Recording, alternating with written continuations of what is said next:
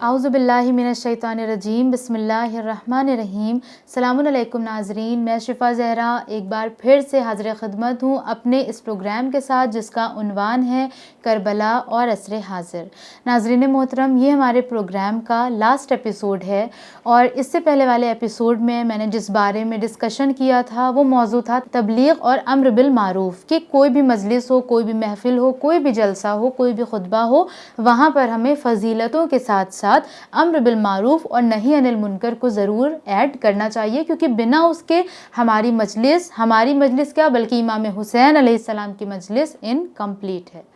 ناظرین محترم، تبلیغ کرنا اپنے آپ میں بہت زیادہ ثواب ہے، کیونکہ اللہ نے اس کا حکم دیا ہے کہ تم لوگوں کو اچھی باتوں کا حکم دو، بری باتوں سے روکو۔ لیکن تبلیغ کرنے میں بھی کچھ تھن لائنز ہوتی ہیں جن کا جاننا ایک مبلغ کے لیے بہت ضروری ہے، جسے تبلیغ کرنا ہے، جس کے اندر یہ صلاحیت ہے کہ وہ ممبر پر جائے اور جا کر عوام کو اللہ اور رسول کی باتیں بتائے، تو اس کے لیے یہ بھی ضروری ہے کہ تبلیغ کی اس تھن لائن سے بھی وہ آشنا ہو۔ وہ تھن لائن کون سی؟ وہ تھن لائن یہ کہ تبلیغ اس اعتبار سے کی جائے کہ جس طرح سے تبلیغ کرنے کا حق ہے۔ حق کیا ہے؟ کہ پہلی بات تو یہ کہ ہماری تبلیغ سے کسی قسم کا فتنہ اور فساد برپا نہ ہو، اور دوسرا یہ کہ ہم ایک ایسے موضوع کی تبلیغ کریں کہ جس کی ہمیں ضرورت ہے، قوم جس کی نیاز مند ہے۔ اور پھر ہم جس ملک میں رہتے ہیں یعنی ہندوستان، جو کہ ہمارا اتنا اچھا ملک ہے کہ جہاں پر ہمیں عزاداری کرنے کی کمپلیٹلی آزادی ہے، جبکہ اور ملک میں آپ دیکھیں لوگوں کو کتنی پریشانیوں کا سامنا کرنا پڑتا ہے عزاداری کرنے میں، لیکن ہم یہاں پر جتنے بھی شیعہ ہیں یہاں پر ہم عزاداری بھی فریڈم کے ساتھ کرتے ہیں اور ہماری زندگیاں بھی سیف ہیں۔ ہم جب گھر سے نکلتے ہیں تو یہ سوچ کر نہیں نکلتے کہ واپس ہم آئیں گے بھی یا نہیں آئیں گے، جبکہ آپ دیگر ملکوں میں دیکھیں، دیگر ملکوں میں ایسا ہوتا ہے۔ تو اب چونکہ اگر ہم ہندوستان میں رہ رہے ہیں، جس ہندوستان نے ہمیں یہ بھی رائٹس دے رکھے ہیں کہ یہاں پر ہم کھل کر عزاداری کر سکتے ہیں، یہاں پر ہماری جانیں بھی محفوظ ہیں، تو ایسے میں ہمیں اس بات کا بھی دھیان رکھنا چاہیے کہ جس انوائرمنٹ میں ہم رہ رہے ہیں اس کے مطابق ہمارا عمل اور ہماری تبلیغ دونوں ہی ہونا چاہیے، کیونکہ یہاں پر اس ملک میں بہت ساری کمیونٹیز رہتی ہیں، بہت سارے مذہب کے لوگ رہتے ہیں، تو اس لیے ہمارا پہلی جو فکر ہونی چاہیے تبلیغ کے حوالے سے وہ یہ کہ ہماری تبلیغ سے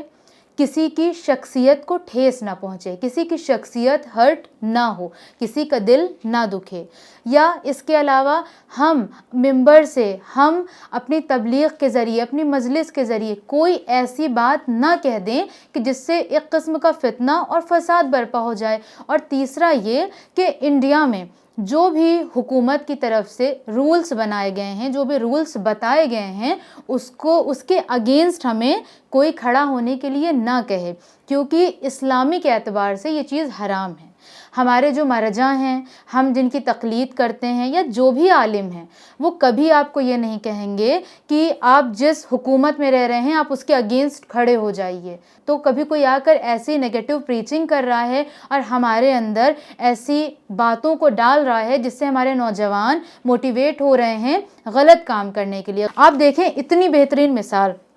حج کے لیے لوگ کتنا تڑپتے ہیں، کتنا ترستے ہیں، اور پھر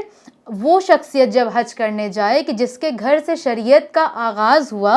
امام حسین علیہ السلام جب کربلا کے سفر میں نکلے اور جب آپ مکہ پہنچے ہیں اور خانہ کعبہ میں آپ کا ارادہ حج کا تھا، لیکن جب آپ نے دیکھا کہ وہاں پر دشمن آ گئے ہیں کہ جن کے پاس تلوار ہے، امام نے اپنے حج کو عمرے میں تبدیل کر دیا۔ کیوں کیا؟ کیونکہ امام نہیں چاہتے تھے کہ کسی قسم کا فتنہ اور فساد برپا ہو جائے، اور امام نے حج کو عمرے میں تبدیل کیا اور وہاں سے وہ روانہ ہو گئے۔ انصاف سے بتائیے کیا ہم اور آپ ہوتے تو ایسا کرتے؟ شاید نہ کرتے، کیونکہ ہماری اور آپ کی سب سے بڑی نیگیٹیوٹی یہ ہے کہ ہم لوگ جذباتی ہو جاتے ہیں، بہت جلدی جذباتی ہو جاتے ہیں، اور اکارڈنگ ٹو ڈاکٹر کلب صادق صاحب کی جو قوم جذبات کے پیچھے بھاگتی ہے وہ قوم برباد ہو جاتی ہے۔ اس لیے کبھی بھی جذبات کے پیچھے نہ بھاگیں،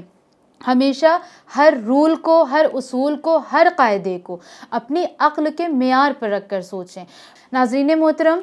کربلا اور عصر حاضر کے حوالے سے یہ ہمارا لاسٹ ایپیسوڈ ہے، اور اس لاسٹ ایپیسوڈ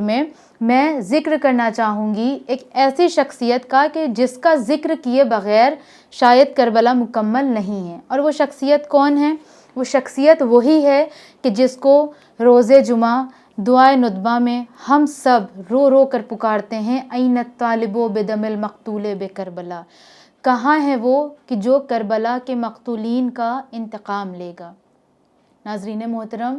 ہم اکثر یہ بات کہتے ہیں کہ اللہ جب چاہے گا تو امام زمانہ کا ظہور ہو جائے گا، جبکہ یہ بات حقیقت نہیں ہے۔ امام زمانہ کا ظہور اللہ کے چاہنے پر نہیں ٹکا ہوا۔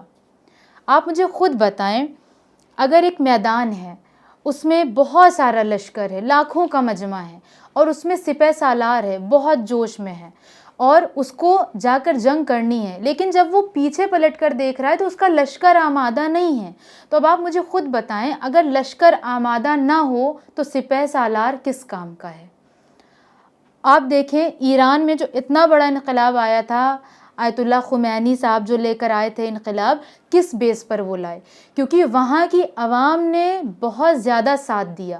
اگر وہاں کی عوام ساتھ نہ دیتی امام خمینی کا تو امام خمینی اکیلے کبھی بھی اتنا بڑا انقلاب نہیں لا سکتے تھے۔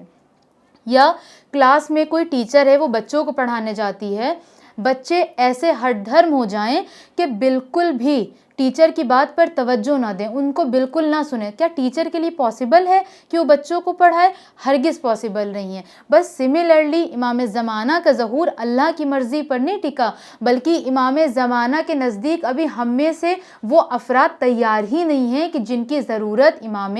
زمانہ کو ہے۔ ہم آج یہ کہتے ہیں رو رو کر کہ اے کاش ہم کربلا میں ہوتے، لیکن حقیقت تو یہ ہے کہ کربلا ختم ہو گئی، امام حسین بھی نہیں ہیں۔ تو اب ہم کیا کریں؟ تو اب ہمیں یہ کرنا ہے کہ اس زمانے کا حسین تو نہیں ہے اس دنیا میں، لیکن آج کے زمانے کا حسین اس دنیا میں ہے، اور آج کے زمانے کے حسین کے ساتھ اس کا مشن بھی ہے۔ تو ہمیں خود کو آج کے زمانے کے حسین کے لیے تیار کرنا چاہیے، آمادہ کرنا چاہیے، اور اپنے آپ کو ویسا بنانا چاہیے جیسے ہمارے امام زمانہ چاہتے ہیں، تاکہ ان کا ظہور جلد از جلد ہو جائے۔ ناظرین محترم، اپنے اس آج کے ایپیسوڈ کو میں اس دعا سے ختم کرنا چاہوں گی کہ پروردگار عالم امام حسین علیہ السلام کے صدقے میں امام زمانہ کے ظہور میں تعجیل عطا فرمائے، اور ہم سب کو امام زمانہ کے لشکر میں شامل ہونے کی توفیق عطا فرمائے، اور ہم اپنے کردار کو، اپنی سول کو اس طرح سے پالش کر سکیں کہ امام زمانہ کل کو جب آئیں تو ہم وہاں سے بھاگیں نہ، بلکہ ان کے سامنے کھڑے ہو کر سر اٹھا کر کہیں لبیک یا مہدی، لبیک یا حسین۔ ناظرین محترم، آج کے اس ایپیسوڈ کو میں یہیں پر تمام کرتی ہوں۔ آپ سے پھر ملاقات ہوگی انشاءاللہ ہمارے ایک اور نئے پروگرام میں۔ تب تک بنے رہیں چینل ون کے ساتھ۔ والسلام علیکم ورحمۃ اللہ وبرکاتہ۔